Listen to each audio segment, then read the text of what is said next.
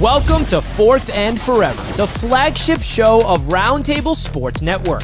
Join hosts Dan, Richie, and TD as they break down the latest news and storylines across the NFL, featuring game predictions, breakdowns, heated debates, live Patreon callers, and everything in between. Catch Fourth and Forever every weekday at 1 p.m. Eastern on the Roundtable Sports YouTube channel. Ladies and gentlemen, welcome to another edition of Fourth and Forever, your daily NFL news show on the Roundtable Sports Network. Real coverage from real fans. I know a lot of you are probably tuning in on the recap of this show. We ask you that not only you subscribe, but you turn on those bell notifications so you can join us live. Whether you're at work, you're going about your day-to-day responsibilities, and you want some background noise to educate yourself with some of the top storylines across the league, we are the go-to show. TD, what's going on with you, man? How you doing? I'm doing great. Beautiful day. We got some breaking news. We gonna get into it. Give my reaction on Shedeur Sanders about to light the league up. Let's go. Breaking. I mean, let's talk about real relevant breaking news. That's not just... Why are you doing that, Richie? Why are you doing that? Why? What's the breaking news? The one that he's playing? This is huge, Richie. This is huge. Like the future, one of the top 5 quarterback in the NFL is about. Welcome to Fourth and Forever, folks. Your flagship NFL show here on the channel, man. You said top 5, man. That's what you had to just, you know what future, I mean? You had to get booted there. Future top 5. I know you said future. Trust me, I know. Future top 5 quarterback, Shedeur Sanders, according to TD Finns Talk. I mean, are you and Josina Anderson in like a group or something? Is it like this like weird cult of Shedeur Sanders hive?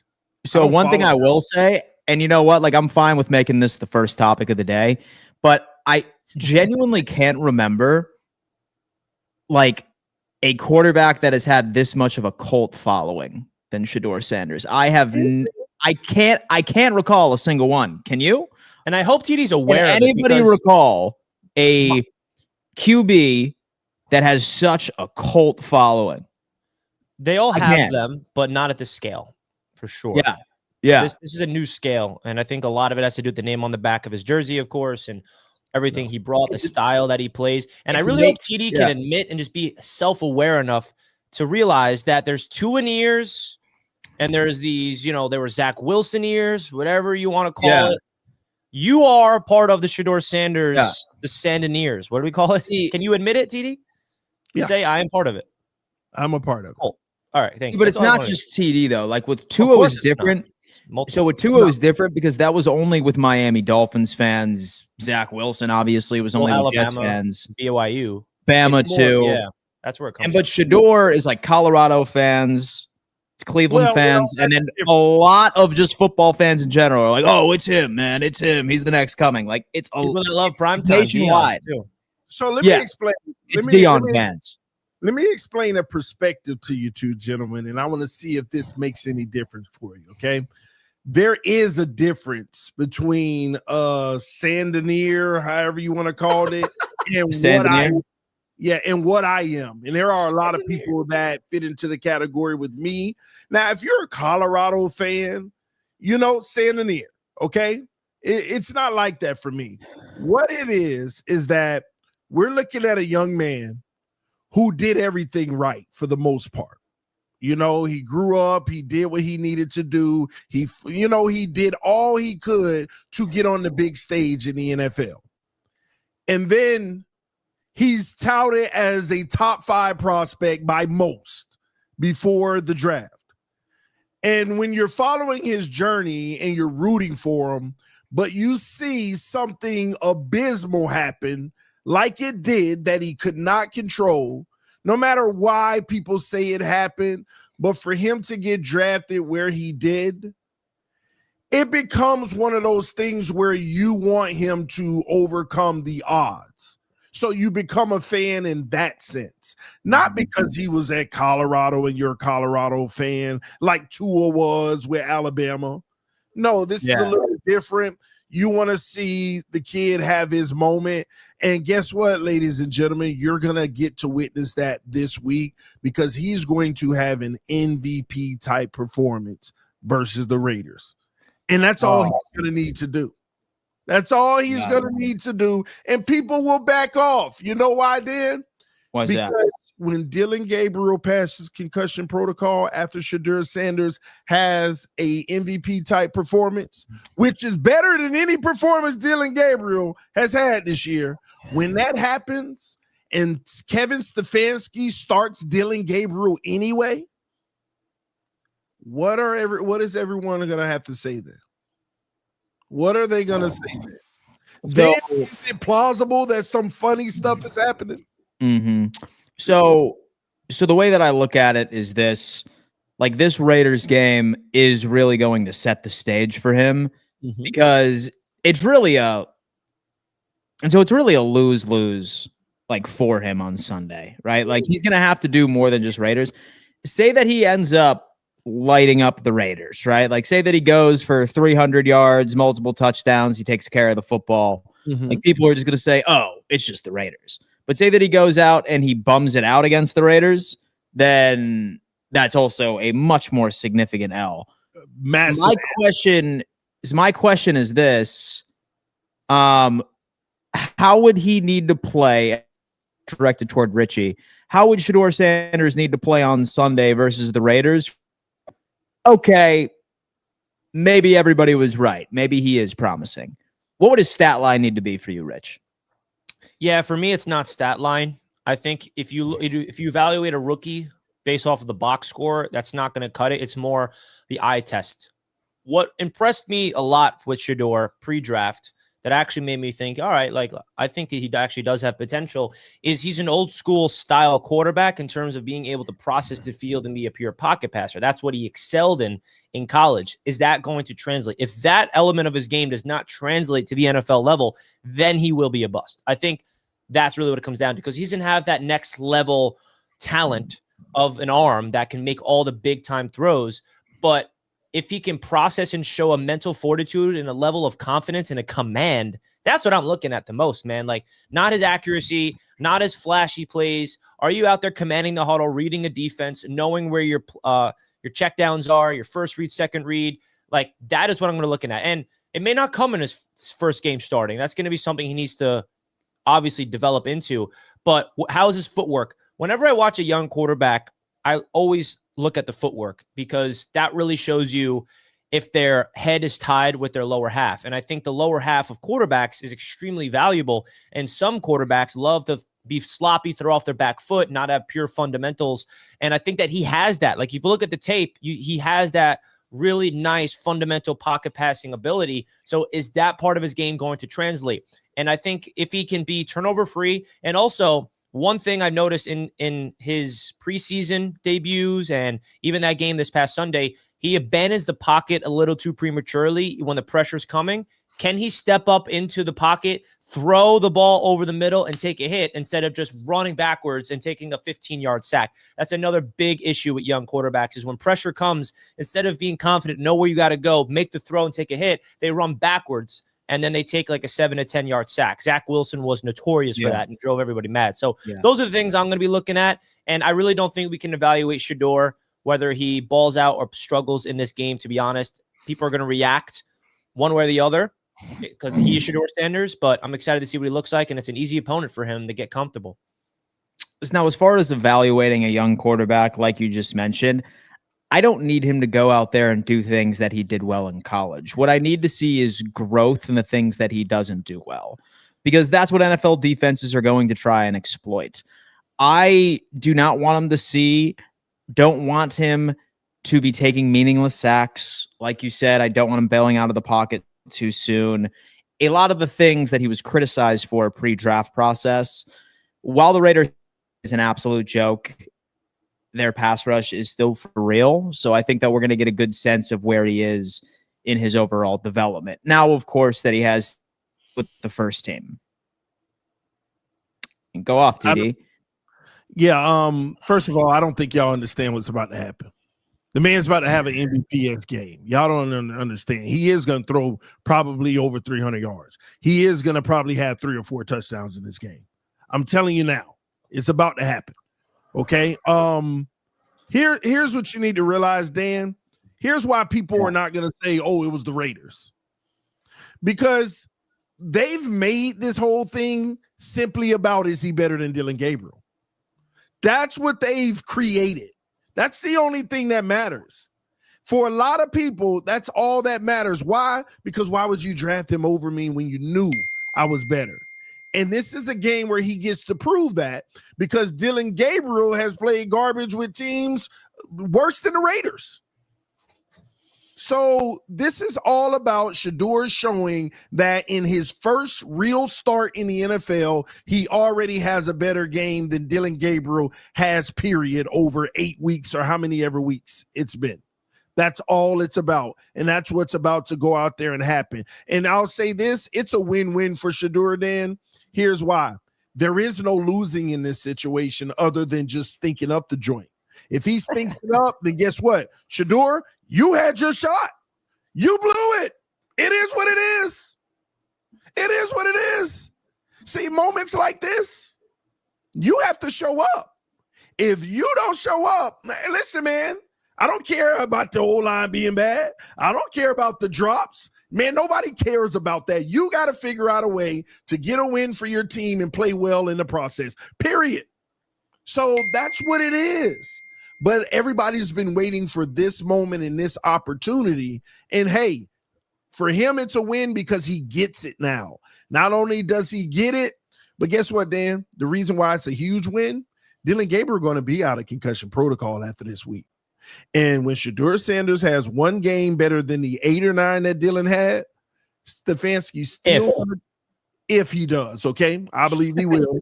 I believe he will. He's talking like it already happened. It will, Richie. It will. You're about to find out. All right, wait. Okay. So you said 300 yards. So I want us to be on record right now. We need someone to write this down. We want to hear your exact stat line prediction of Shedeur Sanders on Sunday. Okay. I'm going to say how close you can get it. I'm going to say 310. Okay. 3 TDs, 1 interception, and 17 rushing yards. And how many completions and incompletions? Oh, man. Completion percentage. Depends on how much Stefanski wants to run the football, but the secondary is bad. Yeah, I know. I'm going to go completions. It's going to be 22 of 30. 22 completions for 300 plus yards. A lot of explosive plays here. Yeah, but that's what Shedeur does. He puts the ball up. And then my last question is this. When he doesn't have a stat line like that and he struggles, what's your tone going to be on Monday? It depends. If he loses the game and hurt his team, you had your shot, period. I don't care. If it's a 220-yard game, 2 touchdowns, 1 interception, did you really hurt your team, or did you help your team, but it just wasn't explosive? Then it's just hey, that was a good enough for people start, and you get to build on that now. So it just depends on how the game goes. I'm just telling you what I believe is going to happen. It's going to be 300 plus, 3 touchdowns, 1 pick, because he's going to take those shots. And he's going to have an efficient game, 22 of 30, and everybody and the whole NFL is going to go crazy. The media going to be going crazy. It's just going to be one of those things.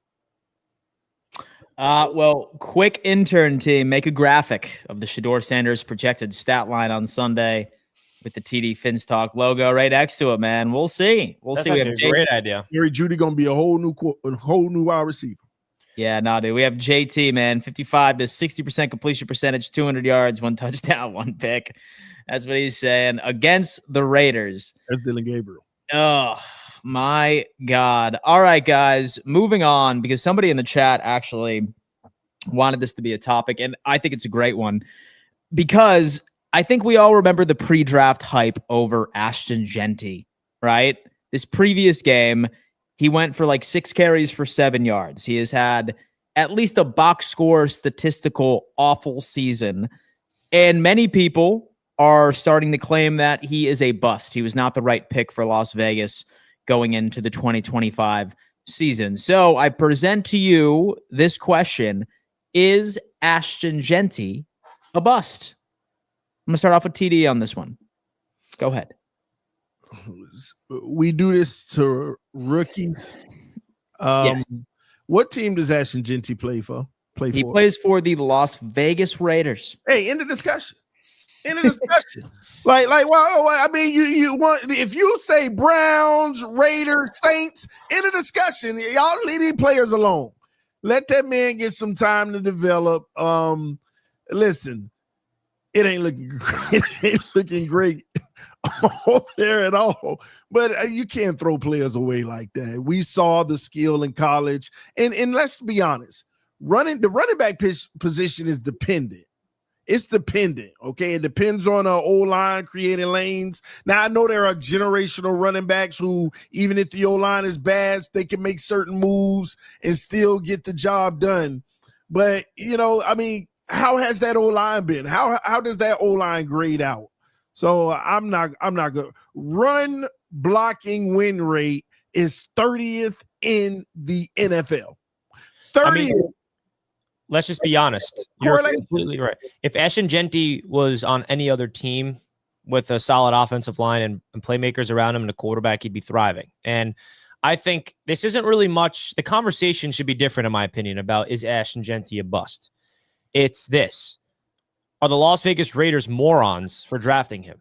Because they are not in position to draft him at all. Yeah. That's a win. You draft a running back in the first round that early when you have everything that you need. That's the luxury. That's the cherry on top type of move. The Raiders don't have an infrastructure built yet. So that's one of those moves. Like you get this flashy playmaker, but he doesn't have the foundation to thrive with. So that's the big mistake, in my opinion. They should have drafted Armand Membu. They needed a tackle. They need an offensive line. That's who they should have drafted. Get offensive line, but I'll take that. I will take Armand Membu with my Jets, of course, but that's who they should have got. They should have waited for that flat splash when the offensive line's built. So I think that should be the conversation, because the answer to your question is blatantly absolutely not. Ashton Jeanty's not a bust. No. Yeah. So when you look at what he can control only, he is 8th in the league for average yards after contact, 2.8 yards. It's 8th in the NFL. He has 35 avoided tackles. It's top 10 again. He has win yards, 359, meaning after you juke somebody appropriately, that's the top 10. 15 explosive runs so far this year, too. Top 10. Juke percentage, 7th in the NFL, 3.2%. But get this. He is stuffed behind the line of scrimmage 30.6% of the time. Wow. 32nd in the NFL, dude. Holy hell, man. Someone give this man some milk. Damn, man. Hook him up. For the love of God, I would have to agree. Are the Raiders one of those teams that's like the most not? They have no future. I don't know. I don't want to become a hater. They got a win now head coach in Pete Carroll. They brought in Geno, who's a win now quarterback. They don't have a quarterback behind Geno who's ready to go to be the future. Like, I don't see the Raiders being good for a long time. Am I missing something with the Raiders? Like, are they? What's wrong with them? They have this weird mindset where they're always trying to go all in to win. They never had that blow it all up, have a rebuild. At least they haven't done it properly. They always go all in. Like, what's their issue? Is it Mark Davis? They in a division with who? No, it's nothing to do about the division, man. It's themselves. Don't make that the cop out. Like everybody always trying to chase the division leader. Oh well, if we do this, we might be able to compete better. I think that's what they're a victim of. Like Pete Carroll, like, is he gonna get fired next year? Like he's up there in age. He's there to win now. Yeah. He stink. What is he doing there? Are they gonna make a splash at quarterback next year and just get someone else and think it's gonna be solved? It's just like, and so it's wild too, right? Because it's not like that they're really in a bad financial position. And you could account for the fact that they have such a weak offensive line. And you're like, well, since they have that much of a weak offensive line, you would assume that they must have a strength somewhere else on the offense. No. Well, they have the tight end as their... Yeah, Brock Bowers, but like he's on a rookie contract, right? Like no wide receiver. Secondary is absolutely awful. I suppose a decent pass rush with Max Crosby like leading, but so many holes are all over this team. And defense too. I mean, they got Max Crosby and what else? Sell the team, right? Like just like sell it. Like, man, that's one of those teams that I just don't see a bright future. It's like there's two teams I see that with, the Raiders and the Dolphins. Two teams that go all in to win now, and they keep failing. Like, they never have that real blow it up. And the Dolphins are different than the Raiders because they actually show competence in terms of mediocrity, while the Raiders suck. But the Dolphins are just stuck in mediocrity. Years ago, Richie, stop. Why you gotta always mention the Dolphins, man? See, like, that has nothing to do with, like, hey, this is not the AFC's roundtable. That's just like how I look at the league. If I had to look at it from a wide lens, what teams go about that way? It's the Raiders and the Dolphins. Purgatory, but things about to change. Am I wrong, or am I have a hater voice on? No, I mean, you're right. It's just always convenient when you add the Dolphins. Because I feel like when I'm a, the AFC East, people know, you hear me, I always have some Dolphins takes, but this is not really hate, TD. It doesn't come from a hateful heart. I'll give you this one, Richie. I'll give you this one. It made sense, all right? It ain't hate. I'll give you this one. But hey, at least you're not as embarrassing as the Jets, though. A new general manager is going to change everything. And that should be your hope. Look at that. Folks, we need to give a giant shout out to one of our proud partners over here. And that just so happens to be Vitamin Energy, guys. Energy with benefits up to 7+ hours of energy nourishes your body for a healthy gut as well. And look at all of the different recipes that you could take advantage of, man. We have stuff for your immune system, focus, fat burners, mood boosters, B12, pre-workout, hydration, vitamin D, found in over 2,400 stores. So certainly keep an eye out next time you are going grocery shopping or out and about. And if, for example, that you want to take advantage, right, of some of the awesome benefits we have as far as promo codes for Roundtable Sports, go check out the link in our description and definitely check out this ultimate variety pack right now. The codes are 15 Roundtable and BOGO Roundtable, whichever one you would like to leverage, man. I personally ended up using the Focus Shot. This morning, as always, I try to lock in on all of the mundane tasks in the morning, such as filling out spreadsheets, sending out emails. This really helps me get that extra boost. Shout out to Vitamin Energy for being a proud partner of today's show. And yeah, let's go. Let's go. Do it. That's what Energy, I'm talking. baby. Can't wait to see Tua next year on the Jets. Hey, that's banned. That take cannot be said. Okay. Let me tell you something. If that breaking news ever came across, you're talking about the most glorious day ever. The most glorious day. Like, that's how I felt a little bit when Zach Wilson went to the Dolphins. By the way, no, this is different though. At least it is different for sure. But it ain't happened, TD, because that would be, if it's just a bridge, great. All right. Not only y'all trade for them, but you extend them too. Oh my God! See, like, you want us to relive your nightmare. That's what you're saying. In the Jets. No. Well, okay. What if that does happen and I'm pissed off and I hate him? Like, I can't really do that. And then he goes out there and wins the Jets a Super Bowl. What happens then? He fulfills his prophecy. Tua's MVP, levels it up. Every Jets fan, like, he comes to the Jets, every Jets fan's pissed. Nobody wanted him, and Tua just shows up, and he's the one out of all the people. That'd be the one, the guy that no one's excited for. Doesn't it get cold up there in December, in January? Gets a little cold. No. Oh yeah, he'd be screwed, man.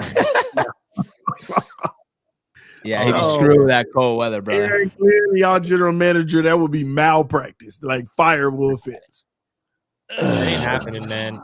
That is such an intriguing topic that we're not going to get into right now, but you can argue there's 5 or 6 different ways the Jets can get a new quarterback this offseason. Yes, but there's also like 8 different quarterbacks can be on the move. That's what I'm saying. It's crazy. Draft, trade, free agency.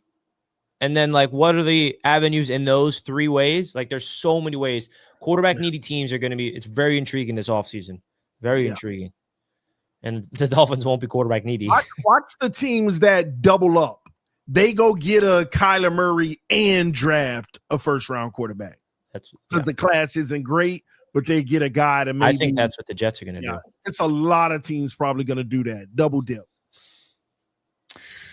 So I'll tell you what. Justin Fields? Anyone? Who's selling him for low? So I'll tell you what, man. You know what? I have come across this article because very oftentimes we talk about what team is poised to win their division, what are the playoff seeds going to look like, who are Super Bowl winners. And I found this article that I think you guys might find intriguing. It's on FTN Fantasy. It's one of my personal favorite analytics websites. This is where I pull a lot of the advanced metrics. But I'm going to show you guys something, and I want your thoughts right here. This is per DVOA, advanced metrics here. And right here, I have the odds, the top 10 teams that are most likely to win the Super Bowl. And I want to hear your thoughts on these and let me know. The 10th place team is the Green Bay Packers with a 2.9% chance of winning the Super Bowl. The Baltimore Ravens are at 4.3%. Kansas City, not dead yet, 4.9%. The Buffalo Bills are at 6.5%. The Denver Broncos, 7.2%. The Detroit Lions, 7.7%. Philadelphia at 10.3%. Seattle, Sam Darnold-led Seattle Seahawks, 13.9%. The Indianapolis Colts, 14.8%.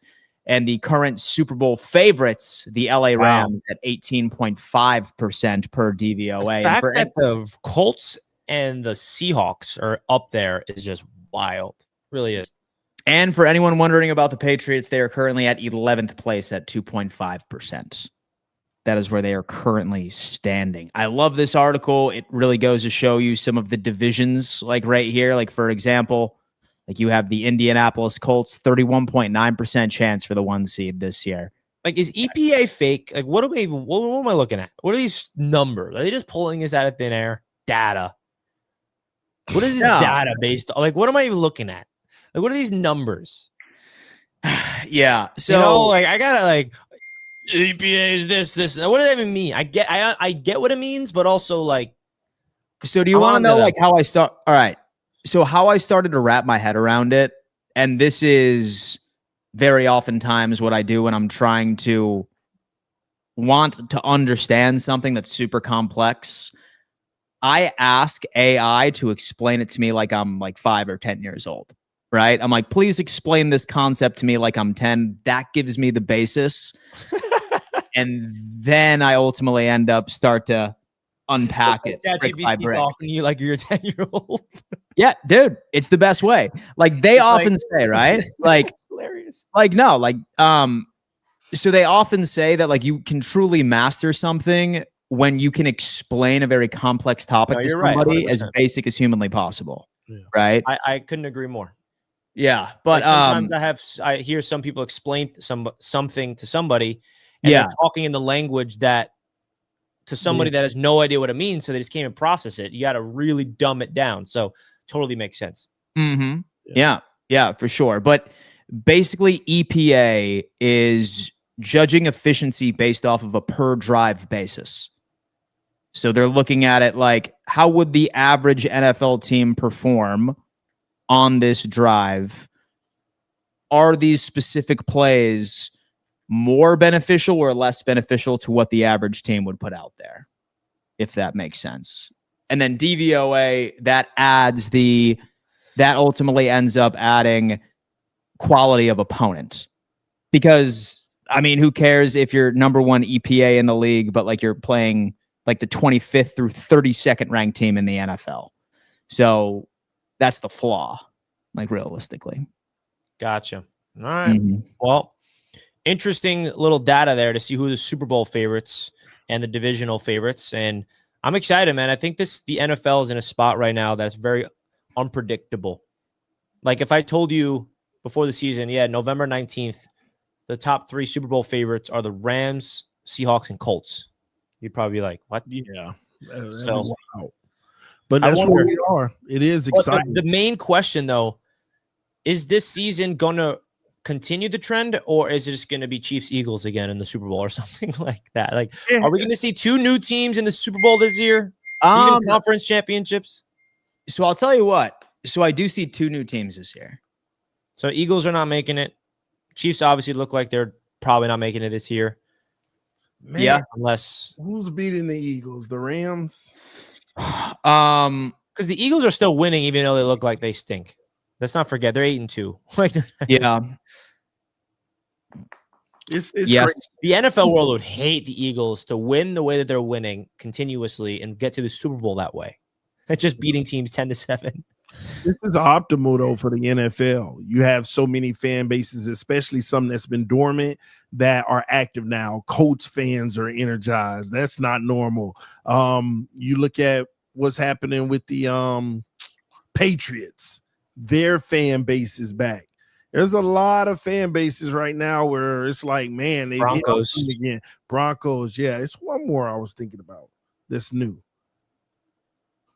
The Bears, the Chicago Bears. Yeah, That's Chicago a Bears, lot of big time energy right now. Surprisingly enough, they have a 0.2% chance of winning the Super Bowl right now. But the fan base is as high as they've been in a long time. So watch a 0.6% chance of a conference win and a conference appearance, 2.7%. So that's yeah, man. That's where we're at. It makes the it Rams, exciting though, because I think this is going to be a heck of a December slate of football. Mm-hmm.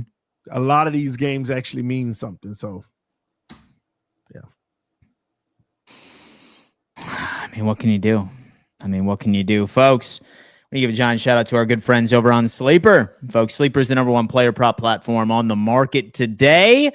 Very simple process. You pick anywhere between 2 to 5 players. You accurately predict their projections, and you could be paid for being correct. Signing up, you get a free $20. That's a free $20 for Thursday Night Football for the rest of NFL Week 12, as long as you end up using code RTS. If you put down a $100 deposit, you could see a return of up to 100% completely on Sleeper utilizing said code. Of course, terms and conditions apply, and always, always, always play responsibly. We have habitual line stepper backstage. What's going on, man? What's going on, brothers? What's going on? How y'all feeling today? All right. Chilling. What's up? All right. Yeah. I called yesterday, gave Dan some flowers, but today I want to give TD Finch Talk some flowers. Oh, something occurred to me the other day. It was like, TD get a lot of flack, but for someone in sports media who have the best QB tier list across all sports media from Roundtable Sports, TD Finch Talk, and he get flack for it, and I don't understand why. I understand why the people from AFC East Roundtable who come over and call in and give him flack. He do a lot of flip-flopping over there. But I don't understand why he get flack over here for his QB tier list. What is his QB tier list, Habitual? Why don't you remind us? How he ranks his QB tiers from, the elite, the great, the good, really good. I forgot the really good, the good, not to be good enough, but good, not to be good enough. Then you got the average and below average. This guy. And I love his tier list. He did it on Wake Up and Ball. He did it on TD Finch Talk, and I done been part of all three. He engaged with the audience. I think I think he needs more credit across sports media for putting out the best QB tier list across all sports media. That's all I want to line stepper. Thank you for that. Thank you, brother. You should be saying. I try to tell them I know ball, man. They don't want to respect the ball knowing knowledge, but no, I appreciate you, bro. You know what we got to do, TD? We got to get you. I forgot, like you do your shows on Fridays. You do a tier list. That's a whole show. We should get you a graphic of like grade quarterbacks and tell. We should get a graphic of that. Yeah, this is true. So I'll get with you. We'll start. So sort of like how Nick Wright has his QB mountain, right? Yeah, like we should have the TD's mountain, right? Yeah, that'd be pretty dope. All right. Or the TD hierarchy. Done. Bang.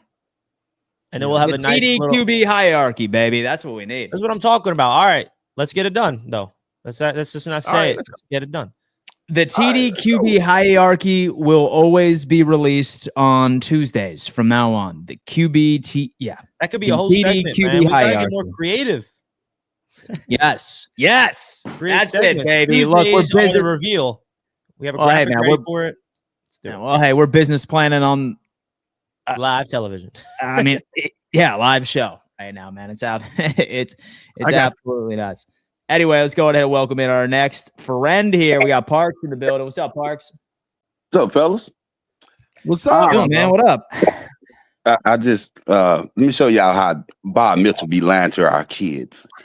Hey, Hey, TD and Richie. Oh, I'm going to get to it, Bob Mitchell. TD and Richie. Let me ask y'all a question. Which receiver do you think should have the most production? We going by contract wise. 2-year, $10 million or 3-year, $30 million? 3-year, 30. So what if I told you that the 2-year, $10 million has double the production that the 3-year, $30 million contract receiver has?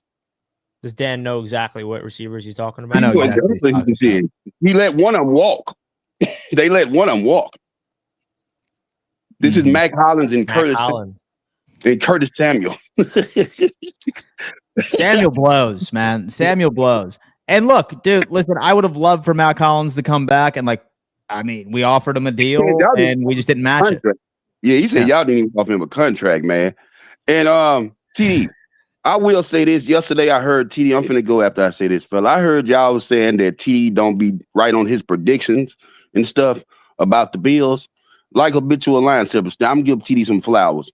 He do be right every year when it comes to the Buffalo Bills, because every year y'all choke and don't win the Super Bowl. So he's right every year. Yeah, he's been right every year. As much as y'all might not like it, he's been right every year. At the end of the year, you're not doing it this year either. Okay. At the end of the day, he's been right every year when it comes to the Bills. Y'all choke and don't win a Super Bowl. I'm out here, fellas. Patriots world, Celtics world. I'm out here, fella. Let's go, Celtics world. Damn, man. People coming on here to give TD his flowers. They know I know ball, man. I be trying to explain this to y'all. Come on. Okay. Let's see if Lino will give to me flowers. Because people act like that's such a profound take. And so, especially since the Chiefs have been dominating this league for 7 years, of course, you picking one of 32 teams not to win something. Wow. So profound. Crazy. I'm just saying. Hey, you know ball. Hey, hey, you know what, dude? Hey, you know what, dude? So the Raiders aren't winning the Super Bowl this year. I know ball. Win. All right. Yeah. You picked them to win. Hey. And so the Raiders aren't winning the Super Bowl this year. No. I know ball. The problem. All right. You picked the Bills to win. That's where the problem lies, though. So I'm just saying. I'm just right, man. It's happening this year, baby. Yeah, I know. Well, there you have it again. It's happening this year, baby. Oh, man. That's what I'm talking about. All right, we got Lino in the building. What up, Lino? What's going on? What up, man? I would like to give TD his flowers too, except it's got poison ivy in it. Yeah. I want you to understand something. I'm getting tired of Parks coming on here and trying to disrespect the Bills every chance he get with some lame stuff. First of all, if the Bills don't do anything and we choke, why can't you say the same thing about Lamar or Jackson and everybody else that TD be amping up every year to go to the Super Bowl? But y'all don't want to do that though. TD 1 for 20, and y'all amping him up just because he's 1 for 20. Hey, get out of here. Miss me with that. Did that one win the game? That's all that matters. That's what you don't get. Did that one win the game? You know what that remind me of? It remind me of somebody scoring one basket on Jordan. Jordan beating them by 50, but they scored that one basket, and that's all they remember. That's you. The difference. That's you right there. The difference, they didn't win the game, Lino. So that's the big difference. But thanks for calling in, Lino. I got that right, Rich. Man. Love it. Man. Shout out Lino. I'll tell you what's up, man. I'll tell you what's up. What else is on your mind, boys? MVP frontrunners? MVP frontrunners. I mean, it's only 2 guys in the NFL, man. I just call it what it is. Jonathan Taylor and Stafford? No. And so if Saquon didn't win it last year, no running back's going to win it. Yeah. And for a long time. It's Matthew Stafford barely leading the way, and then Drake May. That's just the fair, in my opinion. Well, the one thing we have to add, though, the only quarterback that played really good over this weekend was Josh Allen. All the other quarterbacks had stinkers. And so I don't care about. Oh, Josh Allen, he's not even allowed in the conversation for the rest of the year. He has 6 well, he is. Yeah. He is in the and so he is in the conversation. Oh my gosh! And so I don't think he's gonna win, nor do I care if he wins. This man just had until he won last year. Bad weeks. He just had like 3 bad weeks, and then he throws 6 touchdowns, and it's all forgiven. He's currently leading the league in total touchdowns. Okay. So you have to put somebody in the conversation with somebody. Did you know this about Josh Allen, that he has a chance to make NFL history tomorrow night? Yeah. With rushing touchdowns? Yeah. That has nothing to do with a single season accolade. I'm not saying it is. It's just a thing about TD. Thing about Josh Allen, he has a chance to become the most rushing touchdowns in NFL history by a quarterback. Does that mean anything to Josh Allen's legacy? Yeah, everything. I didn't know it was the rushing yards too. I saw if he gets one more rushing touchdown, he breaks Cam Newton's tie, right? Yeah. Yeah, I saw that, but I didn't know it would be the most rushing yards in NFL. Did I say rushing yards? I meant touchdowns. Oh, you said the second time you said rushing. So okay. Oh, no, yeah, rushing touchdowns. Okay. Yeah. You know, and then I want you to predict this, or guess it rather. Who's third behind Josh Allen and Cam Newton for all-time rushing touchdowns from quarterbacks? Hurts. Yeah, you got it. Is he? Yeah, he's close, man. He is third. Tush push. I didn't think you'd get it, Dan. You know, I thought you were gonna go back. Oh, Mike Vick or Mike Vick, baby. No, Hurts, man. Yeah, Hurts is there, dude. Yeah, Jalen Hurts is there. But say that I had to choose right now, and there's still a lot of season.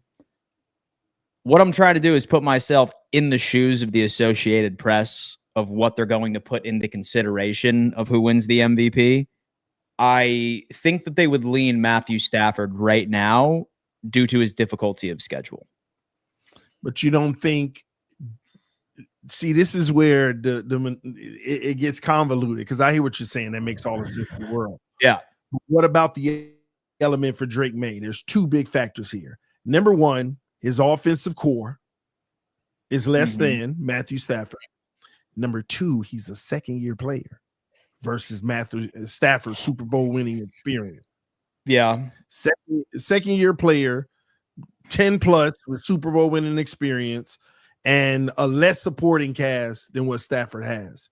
That's why I am myself saying Stafford right now, but I'm gonna be honest, I want to go Drake May. Yeah. Right now, number 1. But right now I do have Stafford number 1 because of the competition.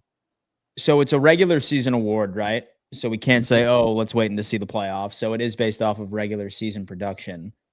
If Drake May wants to win the MVP, he is going to have and funny enough, y'all are going to laugh at this, but this team still is a very good front seven that causes havoc and pressure. He's going to have to look really good against New York Giants, and he's going to have to win in what's likely going to be a shootout with Baltimore. Now that Milton Williams is out, and so I do see this run defense taking a step back pretty significantly, and more of the weight is going to be put on Drake May's shoulders. So he's going to have a lights-out performance versus a really good defense out of the Giants front seven, and he's going to have to beat Josh Allen twice, and he's going to have to win in the shootout with Baltimore, say that they end up giving him that. So I put their stats next to each other. Drake May's played in 11 games. Stafford's played in 10. Yeah. I have not looked at Matthew Stafford's stats in a minute. These are crazy. I did not know that he had this many. Yeah, no one's talking about it. Yeah, wow. So he has 27 touchdowns and 2 picks. That's absurd. But Drake May has him in pretty much everything else. He has an extra game played, higher completion percentage, more yards per attempt, more yards per game, a better rating, better rushing yards. But the touchdown to interception ratio is much better from Matthew Stafford's side of things. So this is how you pin those 2 quarterbacks right now statistically at this point of the season, if you're curious. I think it's important to dig outside of their numbers. Who has the better running game?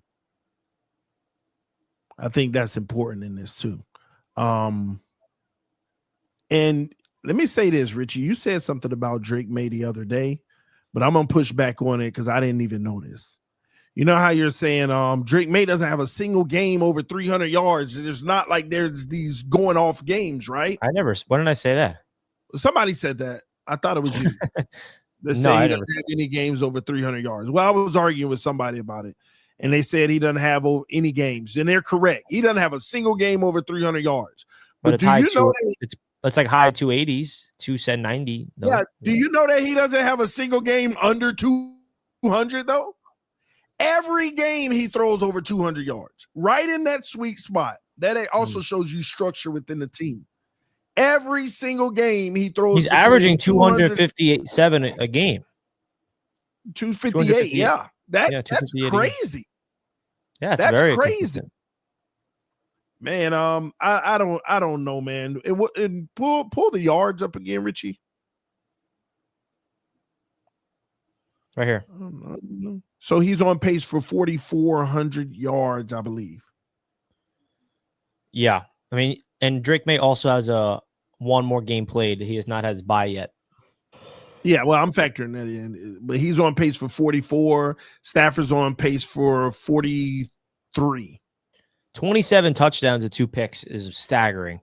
This is reminiscent. So he's on pace to have that Aaron Rodgers MVP year with the Packers in like 21 or 22, where he was like 43 and 2.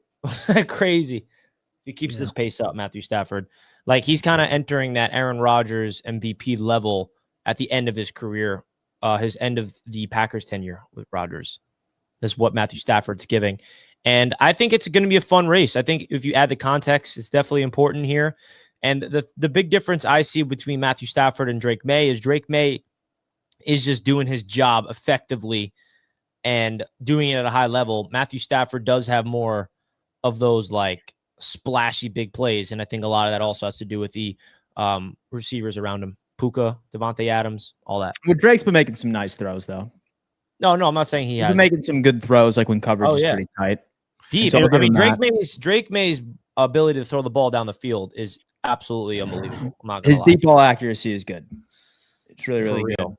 Best quarterback in his division. Yeah.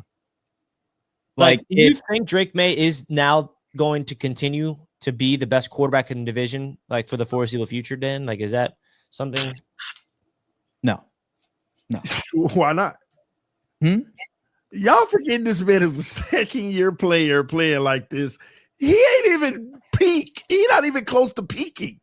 Like, he's going to get better and better. But how do we know? Okay, and that is fair, but how do we know? Right? So off of his trajectory, man. Yeah, so while I think that he'll have a good career, I mean, we can't just base this off a year two. And so how many seasons have we seen just like a 1-year QB just like dialed in, right? Like 100% dialed in and then significant regression like after that next year. This is year two. We saw CJ Stroud, same thing. We saw Jaden Daniels. We saw a couple of guys have some quality year twos here and there.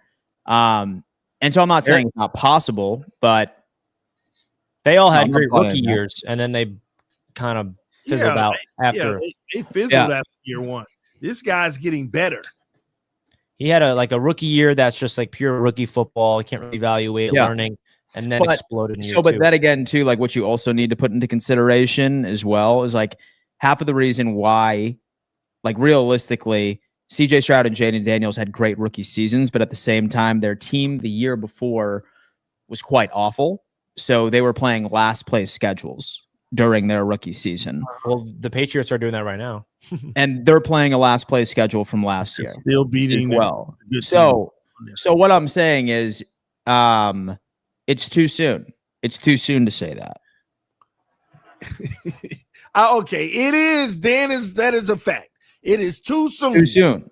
But what he's doing as a second-year player, it should give you the optimism on the positive side.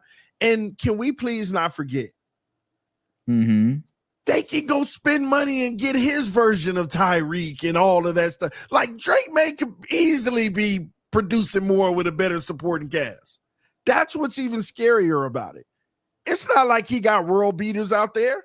He making it happen. So I'm just saying there's so much more upside from spending money. And then to go the other way, is Josh Allen capped out?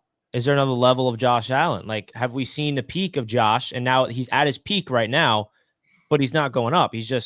We know who Josh is. We know who he is when he turns it up, but there's no new level for him to get to. Yeah, there will be no better version than last year. But like, so we're acting like his ceiling is not like one of the craziest things we've ever seen in our entire life. Yeah, but Drake May's starting there. He is not starting at Josh Allen's ceiling. And what I'm saying isn't a knock on Josh. I said his peak that he's in right now, which is peak, like MVP caliber elite football. We know what Josh is. We don't know what Drake May is yet at his peak. So that's going to be the interesting thing whenever Drake May hits that. Man, screw these guys. Yeah, we'll see. Yeah, we'll see, man. I'm not gonna crown somebody the best in the division, like just based off of September and October football. Yeah, I'm not.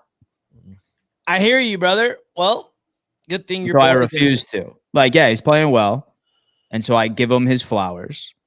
But I mean, hey, and so I know ball. Well, I know ball too. And so I know ball, and so I know September and October is far too early. Well, luckily, RotoWire helped us out with our fantasy drafts this year. You can also look at that, TD. They're predicting Shedeur's over for his passing and rushing yards of 178.5. They're on RotoWire. So according to RotoWire, they got Shedeur Sanders hitting his over, Joe Flacco hitting his less on passing yards. Let's see what else they got. They're low on Ashton Jeanty. Hollywood Brown's going to hit more. Jahmyr Gibbs. Dalton Schultz, Brock Purdy hitting more. How about that? How about poor Justin Jefferson, man? You see how frustrated he was? He's got 9 throwing him the ball, man. What happened to Jade? See that? Like, someone free my boy Justin Jefferson out there struggling with a trash quarterback. But if you guys want to go check out RotoWire, you guys get 15% off with the code RTS. They give you all of the locks of the week right there on their site. They got more of Shedeur getting 150. That's a low line, man. That's a low line. No respect over there. Yeah. To Shedeur Sanders. Justin Jefferson is frustrated with his lack of production through the air. He's not used to this. He has the worst quarterback, I think, in his career throwing him the football, unfortunately for him. Let's see if the Vikings can bounce back. McCarthy's horrible. Anyway. Time will tell. JJ McCarthy, man. JJ McCarthy with TD's a believer. Folks, thank you so much for tuning in to another edition of Fourth and Forever. We will be live on the AFC East Roundtable this evening, previewing all of the Week 12 matchups. Of course, starting with the Buffalo Bills versus the Houston Texans. Very excited about that matchup in Houston. Rich, what do you got, man? What do you got for the people right before we send them off? We are excited to be here on Fourth and Forever. We'll be here again tomorrow and all week long. Love you guys. We'll check you out on the next show. I'm going to be live on Jets Media in 45 minutes. Come check me out over there to talk some Jets. Really fun storylines over there with our quarterback change. The Jets topics, man, they're elite. You don't want to miss them. What do you got, TD? Nothing. Just thank you everybody who came through today. Great episode here on Fourth and Forever, man. Y'all got to hit that like button on your way out so that it'll get out to other people, and also let people know that we are live Monday through Friday. Let's get it. Folks, we appreciate you for tapping in. We'll see you this evening, and we'll see you tomorrow. Same time, same place. Deuces.